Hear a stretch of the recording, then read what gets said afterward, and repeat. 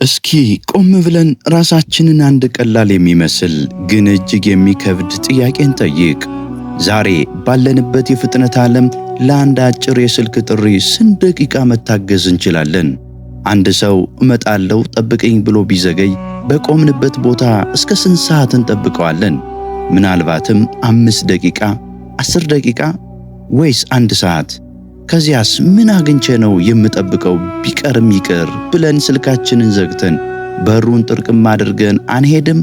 ትዕግስታችንን እንደ ሻማ ቀልጦ አያልቅም? አሁን ደግሞ አይኖቻችሁን ክፈቱና ይህንን እጅግ የሚዘገንን ምስል በሕሊናችሁ ሳሉት። አንድ ስፍራ ላይ ያውም በከባድ በሽታ እየተሰቃየ ያውም አንድ ቀን እፈወሳለሁ ብለው ተስፋ እያደረጉ ለ1 ዓመት ሳይሆን ለ10 ዓመታትም ሳይሆን ሙሉ 38 ዓመታት ከአንድ አልጋ ላይ ሳይነቃነቁ መጠበቅ ምን ማለት ነው? 38 ዓመት ማለት የአንድ ሙሉ ትውልድ ዕድሜ ነው። ሕፃን ተወልዶ አድጎ ጎልምሶ የራሱን ቤተሰብ የሚመሰርትበት ረጅም ዘመን። ይህ ሰው ግን ይህንን ሁሉ ዘመን ያሳለፈው ውሃ ሲናወጥ ዛሬስ ቀድሞኝ የሚገባ ሰው ይኖር ይሆን በሚል ተስፋ አስቆራጭ የዕለት ተዕለት ውድድር ውስጥ ነበር። ዛሬ እኛን ለጥቂት ደቂቃ ያስቆጣን ትዕግስት ማጣት ለዚህ ሰው ግን የ38 ዓመት የቤት ሥራው ነበር። አባቶቻችን የዚህን ሰው የ38 ዓመት ትዕግስት ሲያስተውሉ እጅግ ይደነቃሉ። እኛስ ዛሬ እንዴት ነን ይላሉ አበው። ችግራችንን ለእግዚአብሔር ነግረን በጸሎት ለ1 ወር ወይም ለ1 ዓመት እንኳን መታገስ አቅቶን ከይቅርታው በር እንኮበልላለን። ጸለይኩ አልሰማኝም፣ ቤተ ክርስቲያን ተመላለስኩ አልተፈወስኩም ብለን በምህረቱ ተስፋ ቆርጠን እንጠፋለን። የቤተ ሳይዳው መጻጉዕ ግን ለ38 ዓመታት በየቀኑ እየተሸነፈ እንኳ ተስፋ ቆርጦ ወደ ቤቱ አልተመለሰም። መፍትሄው እስኪመጣ ድረስ በቦታው መገኘት ከምሕረት ደጅ አለመጥፋት ትልቅ የድል እርምጃ መሆኑን በተግባር ያስተምረናል። የተከበራችሁና የተወደዳችሁ የዚህ መንፈሳዊ ቻናል ተከታታዮቻችን እንዴት ሰነበታችሁ? ዛሬ የምንማማረው ታሪክ እንዲሁ ተራ የድሮ ታሪክ አይደለም። ዛሬ የምንሰማው ስለ አንድ ስሙ ስለተረሳ ነገር ግን ሕመሙ መታወቂያው ስለሆነው ሰው ነው። ዛሬ የምናየው ጌታ ለምን ልትድን ትወዳለህን የሚል አስገራሚ ጥያቄ እንደጠየቀው ነው። ዛሬ የምንመረምረው 38 ዓመት የታገሰውን ሰው ኋላ ላይ የሰራውን ያልተጠበቀ ድርጊት ነው። ይህ ታሪክ ልባችሁን ሰቅሎ የሚያቆይ እንዲህም አለ እንዴ የሚያስብሉ ምስጢራትን የያዘና ዛሬ እኛ ያለንበትን የሕይወት አልጋ የሚፈትሽ ነው። ከመጀመሪያው እስከ መጨረሻው አብራችሁኝ እንድትቆዩ በታላቅ አክብሮት እየጋበዝኩ ወደዚህ ድንቅ መንፈሳዊ ጉዞ እንግባም።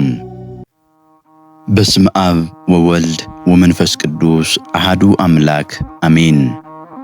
እስኪ በሕሊናችን ወደዚያች ታሪካዊት ስፍራ እንገስግስ። ስፍራው ኢየሩሳሌም ነው።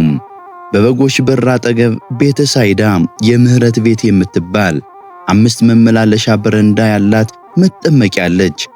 ለምን የበጎች በር ተባለች ቢባል ምክንያቱም ለእግዚአብሔር መሥዋዕት የሚሆኑት በጎች ወደ ቤተ መቅደስ ከመግባታቸው በፊት በዚህ በር በኩል ያልፉና በዚያ ውሃ ይታጠቡ ስለነበር ነው።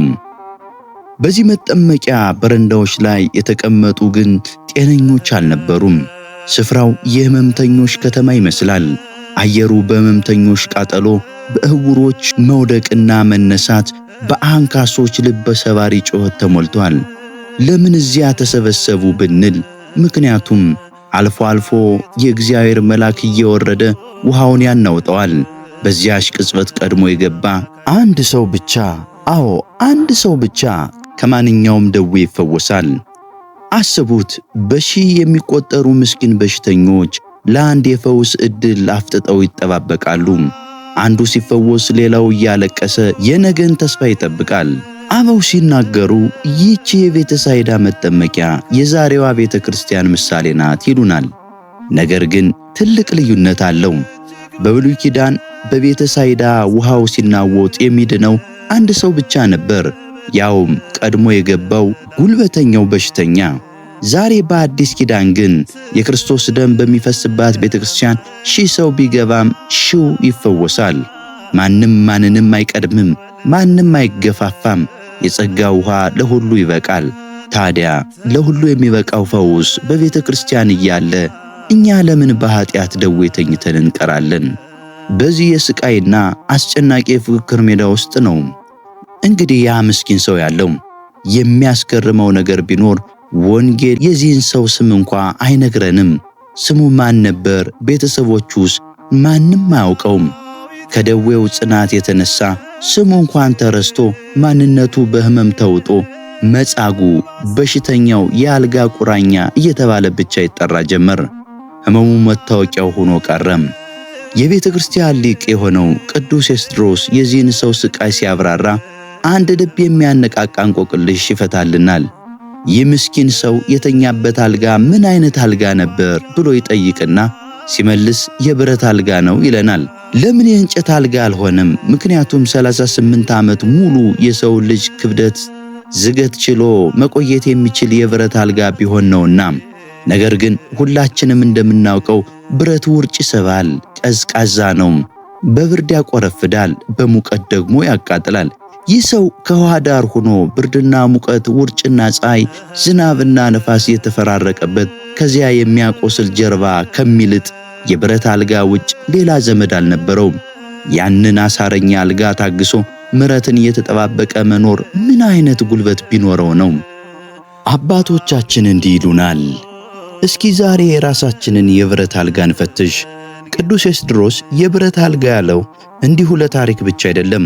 ዛሬም እኛ የተኛንበት የኃጢአትና የቂም የጥላቻ ልማድ ልክ እንደ ብረት አልጋ ነው። አይሞቀን አያሟሙቀን፣ ዘወትር በውስጥ ሰላም በማሳጣት ያቆረፍደናል፣ ይቆረቆረናል፣ ሕይወታችንን ያቆስለናል። መጻጉዕ በብረት አልጋ ላይ ተኝቶ ፈውስን ይጠብቅ ነበር። እኛ ግን በኃጢአት የብረት አልጋ ላይ ተኝተን መነሳት እንኳን አልፈለግንም። እግዚአብሔር ከተኛንበት ቀዝቃዛ የልማድ አልጋ የሚያነቃን መቼ ይሆን? ዓመታቱ ነጎዱ። ያ ምስኪን በሽተኛ አሁንም በዚያ በሚያቆረፍድ የብረት አልጋው ላይ እንደተጣበቀ ነው። 38 ዓመታት ጸጉሩ ሸብቷል፣ ፊቱ በስቃይ ተሸፍሽቧል። ዓይኖቹ ግን አሁንም ያንን የጸበል ውሃ ከመጠበቅ አልወዘኑም። በዙሪያው ያለው የሕመምተኞቹ ጩኸት፣ የዕውሮቹ ግርግርና የአንካሶቹ ፉክክር እንዳለ ነው። ሁሉም ሰው ትኩረቱን አንድ ቦታ ላይ ብቻ ነበር፣ ውሃው ላይ። ሁሉም መልአኩ መጥቶ ውሃውን እስኪያናውጠው ድረስ ዓይኑን አፍጥጦ ይጠብቃል። ነገር ግን በድንገት ማንም ያላስተዋለው ማንም ያልጠበቀው አንድ እንግዳ በዚያች በበጎች በር በኩል ብቅ አለም። ክቡራትና ክቡራን፣ እስኪ ይህንን ትዕይንት በሕሊናችሁ ሳሉት። ሕመምተኞቹ ፍጡር የሆነውን መልአክ ውሃውን እንዲያናውጥላቸው ሲጠብቁ የዚያ መልአክ ፈጣሪ የውሃው ጌታ የሕይወት ምንጭ የሆነው ራሱ መድኃኒታችን ኢየሱስ ክርስቶስ በመካከላቸው ተገኘ። በበጎች በር በኩል ገባ። ምክንያቱም እርሱ ስለ በጎቹ ነፍሱን አሳልፎ የሚሰጥ እውነተኛ ደግ እረኛ ነውና። በዚያ ሁሉ በሽተኛ መሃል፣ በዚያ ሁሉ የስቃይ ጩኸት ውስጥ አልፎ ቀጥ ብሎ ወደ ማንም አልሄደም። እርምጃውን አቅንቶ ወደዚያ 38 ዓመት ወደ ተኛው ተስፋ ወደ ቆረጠው ወደ ረሳነው ምስኪን መጻጉዕ መጣ። ጌታችን ይህንን ሰው በዚያ ደዌ ከተያዘ ረጅም ዘመን እንዳለፈው አወቀም። የልቡን ስብራት፣ የብቸኝነቱን ጥልቀት፣ አልጋው ላይ ያለውን ዝገት ሁሉ በፈጣሪነቱ ተመልክቶ አጠገቡ ቆመም። እዚህ ላይ ነው እንግዲህ ማንም ያላሰበው እጅግ አስገራሚና እንቆቅልሽ የሆነ ጥያቄ ከጌታችን አንደበት የወጣው። ጌታችን ጎንበስ ብሎ በሽተኛውን ዓይኑን እያየ ልትድን ትወዳለህን አለው። ቆም ብለን እናስብ። 38 ዓመት ሙሉ ብርድና ፀሐይ የተፈራረቀበት ለፈውስ ብሎ ቤተሰቦቹን ትቶ ቤቱን ንቆ በጸበል ቦታ ለተኛ ሰው መዳን ትፈልጋለህ ወይ ብሎ መጠየቅ ምን ማለት ነው? እስኪ አስቡት። አንድ ሰው በረሃብ አጥንቱ ቆጥሮ ምግብ ፍለጋ ቆሻሻ ገንዳ ስር ወድቆ ብታገኙትና መብላት ትፈልጋለህ ብትሉት ምን ሊላችሁ ይችላል? ይህ ጥያቄ ለጤነኛ ሰው ቢቀርብ ኑሮ እንዴ ለዚህ አይደል እንዴ 38 ዓመት ሙሉ እዚህ የተኛውት ታፌዝብኛለህ እንዴ? ይህ ምን አይነት የሞኝነት ጥያቄ ነው ብሎ ሊቆጣ አሊያም ተስፋ ቆርጦ ፊቱን ሊያዞር ይችል ነበር። ሁሉን አዋቂ የሆነው የሰው ልብና ኩላሊት የሚመረምር አምላክ ይህንን ሰው መዳን እንደሚፈልግ ጠፍቶት ነውን? ለምን ይህንን ግልጽ የሆነ ነገር ጠየቀው? ጌታችን ምሕረትን ለማድረግ የሰውየውን ፈቃድ ማወቅ አስፈልጎት ይሆን ወይስ ሌላ የጠለቀ ምስጢር አለው? ታላቁ አባት ቅዱስ ዮሐንስ አፈወርቅ ይህንን ጥያቄ ሲተረጉመው የክርስቶስን ጥበብ እንዲህ በማለት ይገልጠዋል። ክርስቶስ ይህንን የጠየቀው ሰውየው መዳን መፈለጉንና አለመፈለጉን ለማወቅ ሳይሆን የሰውየውን ትዕግስት ያለበትን የብቸኝነት ጥልቀትና የተስፋ መቁረጥ ልክ ለዓለም ሁሉ ሊያሳይ ብሎ ነው ብሎ ይነግረናል። በሌላ በኩል ደግሞ እግዚአብሔር የነጻነት አምላክ እንደሆነ ሰውን ነጻ ፈቃድ ሰጥቶ ፈጥሮታልና ሳያስፈቅድ ሰብአዊ መብቱን ሳይጠብቅ በግድ ጣልቃ ገብቶን አያድነውምና በማለት ይነግረናል። በሩን ያንኳኳል እንጂ በግድ ሰብሮ አይገባም። ልትድን ትወዳለህ የሚለው ጥያቄ እኔ ላድንህ መጥቻለሁ አንተስ ፈቃደኛ ነው የሚል የአምላክ የፍቅር ጥሪ ነው። የክርስቶስ ጥያቄ የሰውየውን ልብ መፈተሽ ነበር። ልትድን ትወዳለህ? አዎን፣ መዳን መፈለግና ለመዳን ዝግጁ መሆን የተለያዩ ነገሮች ናቸው። አንዳንዴ ሕመማችንን፣ ቁስላችንን፣ አልጋችንን አጥብቀን እንለምደውና መለየት አይሆንልንም። ዛሬም ጌታችን በሕይወታችን፣ በጸሎታችን፣ በጾማችን መጥቶ እያንዳንዳችንን በስማችን እየጠራ ይጠይቀናል። ልትድን ትወዳለህ? ብዙዎቻችን በኃጢአት፣ በሱስ፣ በስካር፣ በሐሜት፣ በቂም በቀል አልጋ ላይ ለዓመታት ተኝተናል። አልጋውን ከማሞቃችን የተነሳ ለምደነዋል። ክርስቶስም መጥቶ ከዚህ የኃጢአት አልጋ ልትነሳ ትወዳለህ ሲለን መልሳችን ምንድን ነው? አፋችን አዎ አድነኝ ይላል። ልባችን ግን ያንን በድብቅ የምናደርገውን ኃጢአት መተው አንፈልግም። ክፉ ልማዳችንን እንደ ጣዖት አቅፈነው መኖር መርጠናልና መዳንን መፈለግና ለመዳን ያንን ኃጢአት አልጋ ጥሎ ለመነሳት መወሰን የተለያዩ ናቸው። ጌታ ዛሬ ለሁላችንም በእውነት ለመዳን ቆርጠሃል ወይ እያለን ነው። ክርስቶስ ጥያቄውን ሰነዘረ። የ38 ዓመት በሽተኛ አይኖቹን አቅንቶ ይህንን እንግዳ ሰው ተመለከተ። ማን ነው ይህ ሰው? ለምን እንዲጠየቀኝ? መልስ መስጠት ነበረበት። ነገር ግን የሰጠው መልስ ከጥያቄው በላይ እጅግ አስደንጋጭና አንጀትን የሚበላ ነበር። ጌታችን ልትድን ትወዳለህን ብሎ በጠየቀው ጊዜ መጻጉዕ የሰጠው መልስ ዛሬም ድረስ በታሪክ በአደባባይ የሚያስተጋባ የብሶት ቃል ነበረ። ቃሉ አሁን ጌታ ሆይ የሚል አጭር ምላሽ አልነበረም። ይልቁንም ለ38 ዓመታት በውስጡ አፍኖ የኖረው ሰብአዊ ስብራት እንዲህ ሲል ተናገረው። ጌታ ሆይ ውሃው በተናወጠ ጊዜ በመጠመቂያይቱ ውስጥ የሚያኖረኝ ሰው የለኝም። ነገር ግን እኔ ስመጣ ሌላው ቀድሞኝ ይወርዳል አለው። እስኪ በዚህ ቃል ላይ ለጥቂት ደቂቃዎች ቆም ብለን እናስብ። ምንኛ የሚያሳዝን አንጀት የሚበላ ቃል ነው። ሰው የለኝም። ይህ ሰው በቤተ ሳይዳ በረንዳ ላይ ለ38 ዓመት ሲማቅቅ በሺህ የሚቆጠሩ ሰዎች በፊቱ አልፈዋል። በሺህ የሚቆጠሩ በሽተኞች መጥተው ተፈውሰው ሲሄዱ አይቷል። ነገር ግን በእነዚህ ሁሉ ዘመናት አንድም ዘመድ፣ አንድም ወዳጅ፣ አንድም አዛኝ ጎረቤት ይህ ምስኪን ለምን እዚህ ይበሰብሳል ብሎ ዞር ብሎ አላየውም። ይህ ሰው የታመመው ሥጋው ብቻ አልነበረም፣ ማኅበራዊ ሕይወቱና ነፍሱም በብቸኝነት ደዌ ተመታ ነበር። መጻጉዕ አሁንም ትኩረቱ ያለው ሰው ላይና ውሃው ላይ ነው። ትልቁ እንቆቅልሽ እዚህ ጋር ነው። የውሃ ፈጣሪ፣ የመላእክት ጌታ፣ የሰው ሁሉ ረዳት ከፊቱ ቆሞ ሳለ እርሱ ግን አሁንም የሚያወርደኝ ሰው አጣው እያለ ያለቅሳል። ከፊቱ የቆመው ጌታ ለብቸኝነቱ መድኃኒት ሊሆን የመጣ መሆኑን ገና አልተረዳም ነበር። እርሱ የሚጠብቀው አንድን ተራ ፍጡር ነበር። የፈጠረው አምላክ ግን በፊቱ ቆሞ ነበር። ዛሬስ እኛ ስንቶቻችንን ሰው የለኝም የሚለውን ቃል የምንደግመው? በሕይወታችን ፈተና ሲገጥመን፣ ሥራ ስናጣ፣ ፍትህ ስንነፈግ ወይም ችግር ላይ ስንወድቅ ወደ ሰማይ አቅንተን አምላካችንን ከመመልከት ይልቅ የሚያሳልፍልኝ ዘመድ አጣው፣ የሚረዳኝ ባለስልጣን አላውቅም፣ ሰው የለኝም እያልን ተስፋ እንቆርጣለን። አባቶቻችን ሲመክሩን ሰው የለኝም ብለህ አታልቅስ፣ የሰውን ልጅ አፈር አልብሶ የፈጠረው ለሰው ልጅ ሲል ደግሞ ራሱ ሰው የሆነው ክርስቶስ አለልህ ይሉናል። ፈጣሪ ከፊት ቆሞ ሳለ ፍቅሩን ተስፋ ማድረግ ትልቅ መንፈሳዊ ሽባነት፣ መጻጉዕነት ነው። ዛሬ እኛ የምንታመነው በሰው ሹመት፣ በገንዘብ ኃይል ወይስ በክርስቶስ ቸርነት? የመጻጉዕ የሰው የለኝም የሚለው ቃል ሌላው ጥልቅ ምስጢር አለው። ይህ ቃል በኃጢአት ምክንያት ወድቆ የነበረው የአዳም ልጆች ሁሉ ጩኸት ነበር። ዓለም ለ5500 ዘመናት የሚያድነኝ ከሲኦል አውጥቶ ወደ ገነት የሚያኖረኝ ፍጹም ሰው መድኃኒት የለኝም እያለች ስትጠብቅ ነበር። ክርስቶስ በበጎች በር በኩል የመጣው ለዚህ ነበር፣ ሰው ለሌለው ለሰው ልጅ እርሱ ሰው ሆኖ ሊገኝለት። ታዲያ መጻጉዕ ሌላው ቀድሞኝ ይወርዳል ሲል በዙሪያው ያለው ዓለም ምን ያህል ጨካኝና ራስ ወዳድ እንደነበር ያሳያል። ሁሉም የራሱን መፈወስ እንጂ ሌላውን መርዳት ግድ አልነበረውም። ያቺ ቤተ ሳይዳ የዛሬዋን ዓለም ትመስላለች። አንዱ ሌላውን ረግጦ የሚወጣባት፣ አንዱ ሲወድቅ ሌላውን ጥሎ የሚሮጥባት። አባቶቻችን እንዲህ ይሉናል። ዛሬም በምሕረት በር በሆነችው ቤተ ክርስቲያን ብዙ መጻጉዓን የእኛን እርዳታ ሽተው እጃቸውን ዘርግተው ይገኛሉ። ሰው የለኝም የሚሉ ስንት ምስኪኖች አሉ።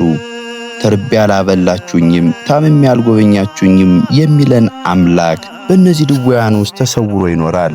ቅዱስ ዮሐንስ አፈወርቅ እንዲህ ይላል፣ ምጽዋት መስጠት ማለት ፍቅር መስጠት ነው። እውነተኛ ክርስትና የታመመውን ሰው አልፎ ክርስቶስን ፍለጋ ቤተ መቅደስ መግባት አይደለም፣ ክርስቶስን በታመመውና በበሽተኛው ሰው ውስጥ ማግኘት እንጂ። ዛሬስ እኛ ለማን ሰው ሆነንለት እናውቃለን? ወይስ እንደ ቤተ ሳይዳ ሰዎች እኔ ልዳን እንጂ ሌላው ቢቀር ይቀር በሚል ራስ ወዳድነት ተይዘናል? መጻጉዕ ብሶቱን ተናገረ። ጌታችን የዚህን ሰው የ38 ዓመት ትዕግሥት አከበረለት። ሰውየው እርዳታ የጠየቀው ሰው ቢሆንም ምላሽ የሰጠው ግን አምላክ ነበር። ጌታችን ወደ ውሃው አላወረደውም፣ መልአኩ እስኪመጣ አልጠበቀም። ይልቁንም የተፈጥሮን ሕግ ሁሉ የሚገዛው ኃይለ ቃሉን አወጣ። ያ ቃል ደረቅ ነርቭን የሚያለመልም የሰለላ አጥንትን የሚያጸና መለኮታዊ ትእዛዝ ነበር። መጻጉዕ ሰው የለኝም ብሎ ብሶቱን ተናግሮ ሳይጨርስ የቤተ ሳይዳው ድባብ በድንገት ተቀየረም። ጌታችን መድኃኒታችን ኢየሱስ ክርስቶስ ወደ መጠመቂያይቱ አልተመለከተም። መልአኩ እስኪወርድና ውሃው እስኪናወጥ አልጠበቀም። ምክንያቱም ከመላእክት የሚበልጠው ውሃውን የፈጠረው ጌታ በዚያ ቆሟልና።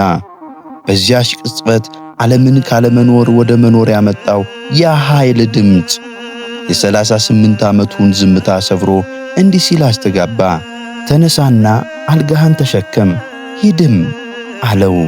ይህ ትእዛዝ ብቻ አልነበረም፣ የፈጠራ ቃል እንጂ። ክቡራትና ክቡራን እስኪ በህሊናችሁ ተመልከቱት። ለ38 ዓመታት ደርቀው የነበሩ ነርቮች በቅጽበት ሕይወት ዘሩባቸው። ዝለውና ተቆራምደው የነበሩ አጥንቶቹ ተገጣጠሙ። ደሙ በደም ስሮቹ ውስጥ እንደ አዲስ ሲፈሱ ይታወቀዋል። ያ ለግማሽ ዘመን ያህል አልጋው ላይ ተጣብቆ የነበረው ሰው በቃሉ ስልጣን ብቻ ብድግ ብሎ ቆመም። እዚህ ላይ ግን አንድ ትልቅ እንቆቅልሽ አለ። ጌታችን ተነሳና ሂድ ማለት ሲችል ለምን አልጋን ተሸከም አለው? ያ የተልፈሰፈሰ ለ38 ዓመት ሽንትና ላብ የጠጣው በቆሻሻ የተሞላው የብረት አልጋ ምን ያደርግለታል? ጥሎት መሄድ አልነበረበትም? አባቶቻችን ይህን ሲተረጉሙ እንዲህ ይላሉ።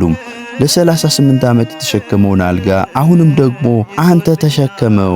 ጌታ ይህንን ያደረገው ፈውሱ ምትሃት አለመሆኑን ለዓለም ለማረጋገጥ ነው ይላሉ። ትናንት ላሸነፈ ለጣለህና ላሰረ ደዌ ዛሬ አንተ እንደገዛኸውና እንዳሸነፍከው ምልክት ይሆን ዘንድ አልጋን ተሸከም አለው ይላሉ። ዛሬም በሕይወታችን ጌታ ተነሳ ሲለን ያንን የኃጢአት አልጋ አሸንፈን እንድንወጣ እንጂ ነገ መልሰን እንድንተኛበት በዚያው ጥለነው እንድንሄድ አይፈልግም። ትናንት ሲያሸንፉን የነበሩት ክፉ ልማዶች ዛሬ በእግዚአብሔር ኃይል ረግጠናቸውና ተሸክመናቸው በመውጣት ለሌሎች ምስክር ልንሆን ይገባል። ያንተ አልጋ ምንድነው? ያንተ አሸናፊነት የታየው በምንድነው? ታሪኩ ግን በዚህ አላበቃም። ሰውየው በታላቅ ደስታና ግርምት አልጋውን ተሸክሞ መጓዝ ጀመረ። መጓዝ ሲጀምር ሌላ ያልተጠበቀ መሰናክል ገጠመው። ቀኑ ሰንበት ነበር። የአይሁድ የሃይማኖት መሪዎች ፈሪሳውያን ይህ በ38 ዓመቱ የተፈወሰውን ምስኪን ሰው ሲያዩት እንኳን ደስ አለ እንዴት ዳንክ ከማለት ይልቅ በቁጣ እንዲህ አሉት፣ ዛሬ ሰንበት ነው፣ አልጋ ልትሸከም አልተፈቀደልህም አሉት። እንዴት ያለ ጨካኝ ልብ ነው! ከሰውየው መዳን የ38 ዓመት ስቃዩ ማብቃት አላስደሰታቸውም። ያስጨነቃቸው የሕጋቸው መጣስ የአልጋው መሸከም ብቻ ነበር። ጌታችን ሰንበትን የሻረው ሕግን ለመጣስ ሳይሆን የሰው ልጅ ነፍስ ከማንኛውም ደረቅ ሕግ በላይ መሆኗን ለማሳየት ነበር። አበው እንዲህ ይላሉ። ፈሪሳውያን ውሃው ባልተናወጠ ጊዜ የሚቆጡ፣ ሰው ሲድን የሚያዝኑ ነበሩ።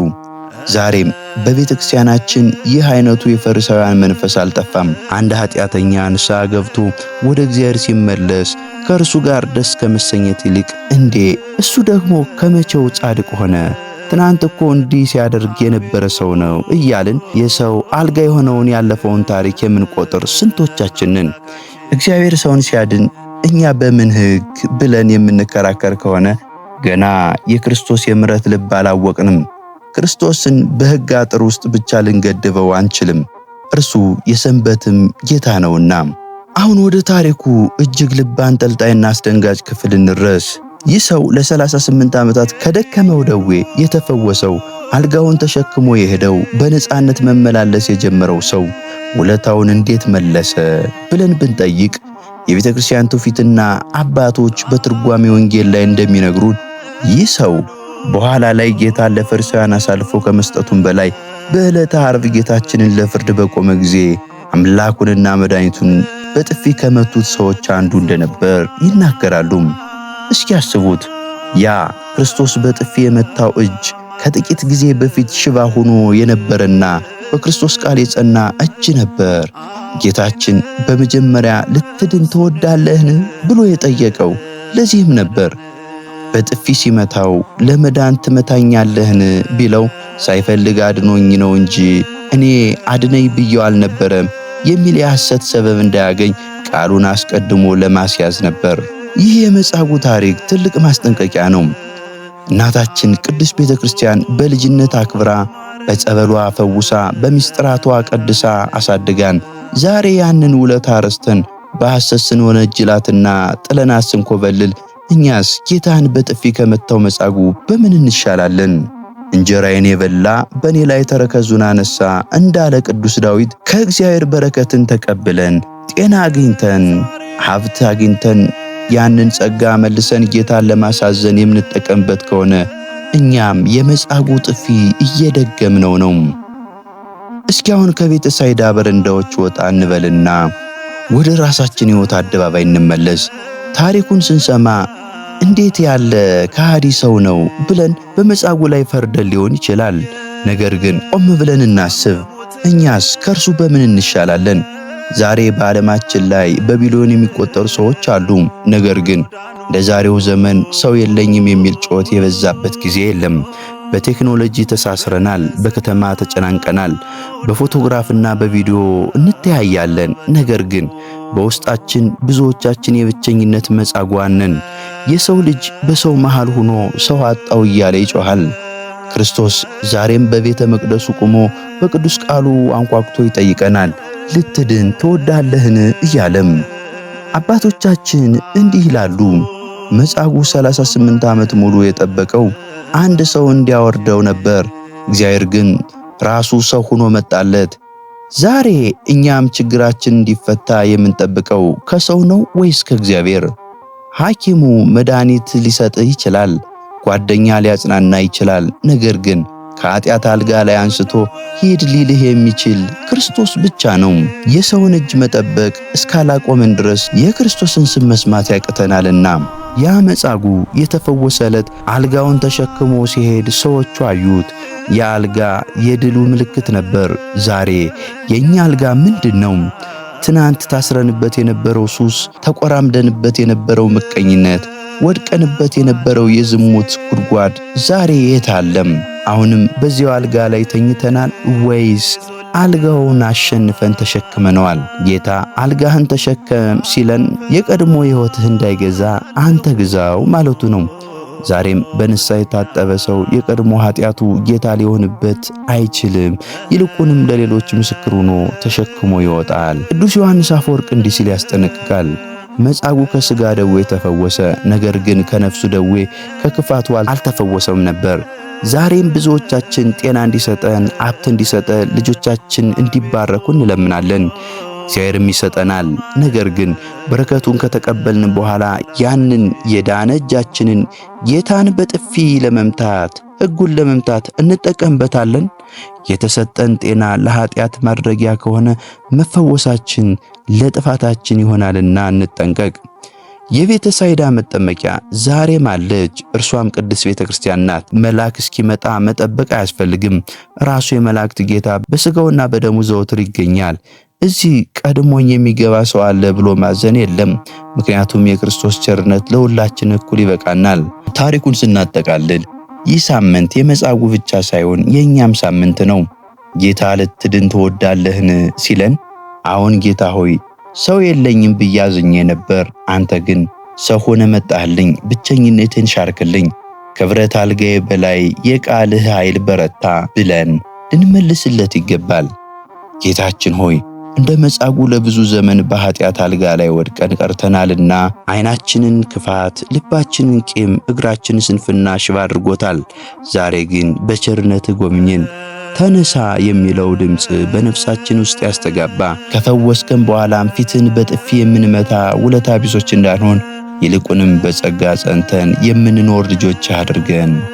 ያልተቋረጠ ምሕረት የቤተ ሳይዳው ፈውስ ዛሬም በእኛ ላይ ይደር። ክቡራትና ክቡራን የቻናላችን ተከታታዮች ይህንን የመጻጉዕን ታሪክ አንስተን ብዙ በሕይወታችን ዳሰስን። ቀሪውን ሳምንት የምንዳስሰው የምናየው ይሆናል። ከዚያው ግን ይህንን ቪዲዮ ይህንን የዩቲዩብ ቻናል ሰብስክራይብ እና ላይክ በማድረግ ተደራሽነታችንን ያስፉ።